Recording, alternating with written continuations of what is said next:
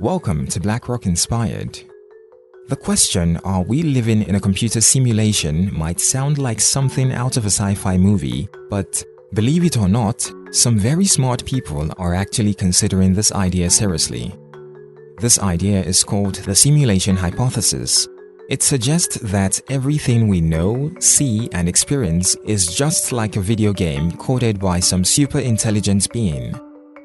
Just like how characters in a video game follow the rules set by the game's creators, we might also be following rules set by whoever or whatever created our game.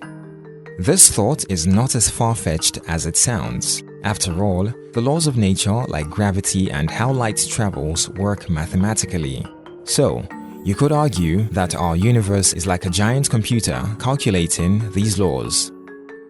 What makes people scratch their heads about simulation hypothesis is the idea that there's a higher level of reality.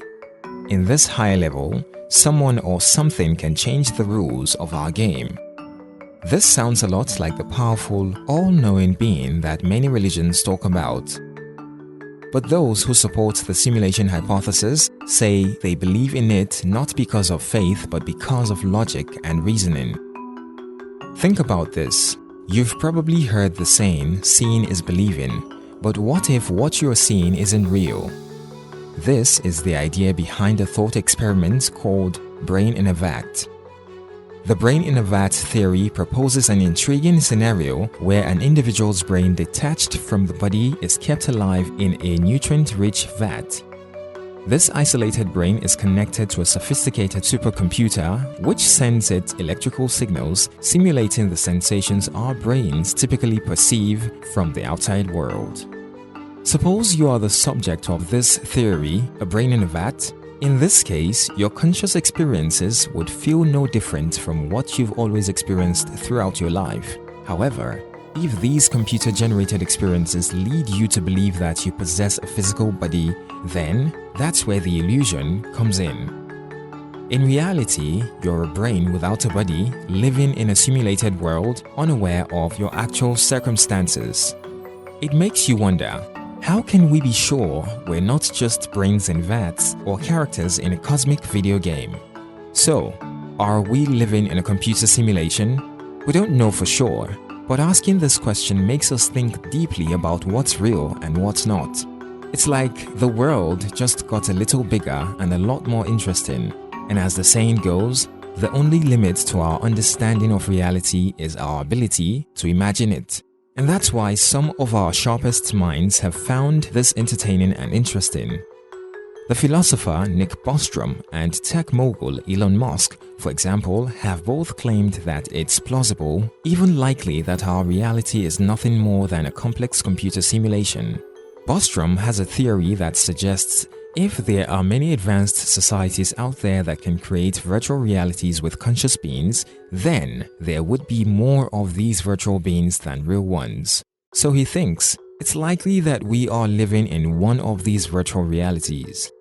Elon Musk echoes this sentiment, stating, "It's most likely we're in a simulation." Even renowned astrophysicist Neil deGrasse Tyson entertains this hypothesis in his podcast Star Talk, stating there is a likelihood that there is a 50-50 chance that we might be in a simulation. For many, this might seem ridiculous. It's tempting to dismiss this as an intellectual play, an amusing diversion for the scientifically inclined. But there's more to the simulation hypothesis than mere intellectual entertainment. Some critics worry that this hypothesis blurs the lines between science and religion, which can be problematic. After all, shouldn't we be more concerned with tangible challenges rather than speculative scenarios about reality? Using the examples of the healing stories from the Bible. In these stories, like the one where Jesus walking on water or healed the sick, people believed it happened because of their faith. The story doesn't explain how Jesus did it. It's a miracle. That's how religion often works. It asks us to believe in things even if we can't see or understand how they happened. Science, on the other hand, is like a detective. It wants to know the how and the why. If a scientist says they can cure blindness, they have to show how they do it. They have to provide proof that it works. That's the difference between science and religion. One asks for faith, the other asks for proof. The simulation hypothesis, as intriguing as it is a bit of a mix between science and religion. On one hand, it uses logical thinking and big ideas about technology, which sounds very scientific, but just like religion, it doesn't give us any proof. We can't check if it's true or not. This lack of empirical evidence is why some argue that the simulation hypothesis isn't a scientific argument. It's more akin to a philosophical proposition or a metaphysical conjecture. It stimulates thoughts, encourages debate, and opens up new perspectives on our existence, much like religious narratives. However, until we find a way to test it or find evidence for it, the simulation hypothesis remains outside the realm of empirical science. Let's embark on a thought journey. Picture our technology evolving and our computers getting unimaginably powerful. So powerful, in fact, that someday in the distant future, we create a colossal planet-sized computer.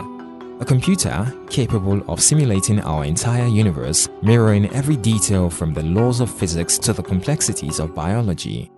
Now, let's add another twist. Let's say consciousness, the thing that makes you you, doesn't depend on whether it's housed in a biological brain or a digital one. In that case, any conscious being within this simulated universe would experience a world that feels as real as ours. It would be like living inside the Matrix. Once we reach this stage, it's likely our descendants would create many simulated conscious beings. Think about all the characters in video games that have come and gone since we first invented video games. If we could create conscious beings in a simulated universe, there would quickly be more of them than us living in the real universe. This leaves us with three intriguing possibilities. Number 1. We are the original civilization and haven't yet created other simulated civilizations.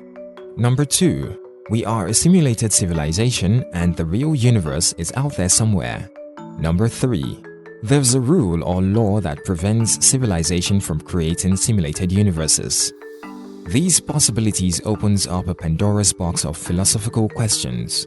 If we are in a simulated universe, what does that mean for us? Do we have a purpose? Who created us and why? The philosopher René Descartes once said, "I think, therefore I am." But in a simulated universe, what does this truly mean to be? And to bring this idea closer to home, think about video games. When you play a video game, your character has a kind of life of its own. But what happens when the game is over? Do they cease to exist? Or do they carry on in some way, perhaps not even aware that their game has ended?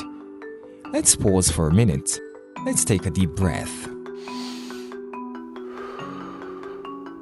Are you with me? So now, what does this all mean? The idea that we might be living in a simulated universe could potentially undermine the authenticity of our experiences.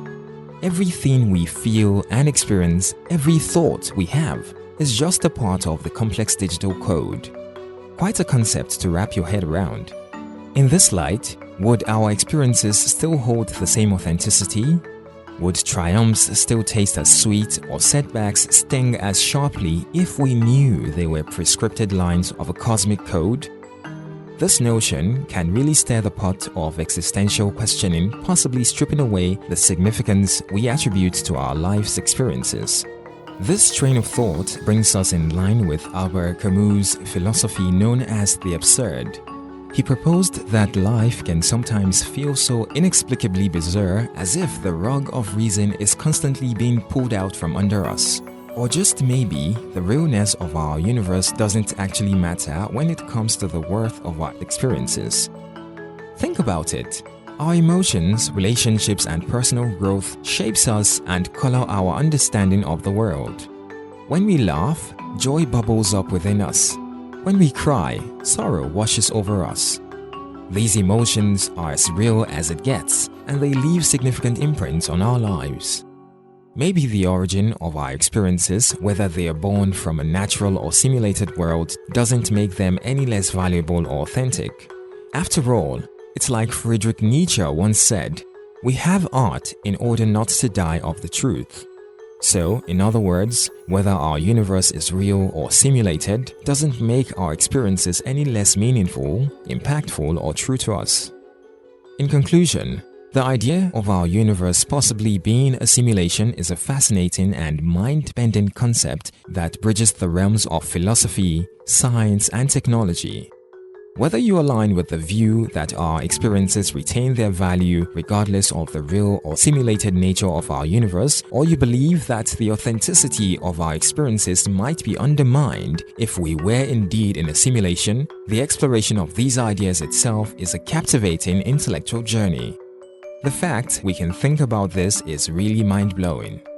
From Friedrich Nietzsche's perspective on the inherent value of our experiences to Albert Camus' philosophy of the absurd, we've traversed through some thought-provoking terrain. We hope this conversation has piqued your curiosity and ignited a spark of philosophical inquiry. We're wrapping up now, but if you enjoyed this video, please hit that like button and share your thoughts in the comments below. We'd love to hear your perspective on this mind-bending topic. Don't forget to share this video with friends and family who might also find it interesting. If you're new to our channel, do consider hitting the subscribe button and ringing the notification bell so you'll be the first to know when we drop more thought-provoking videos like this one. We appreciate you for taking time to watch and engage with us. Until next time, thanks for watching.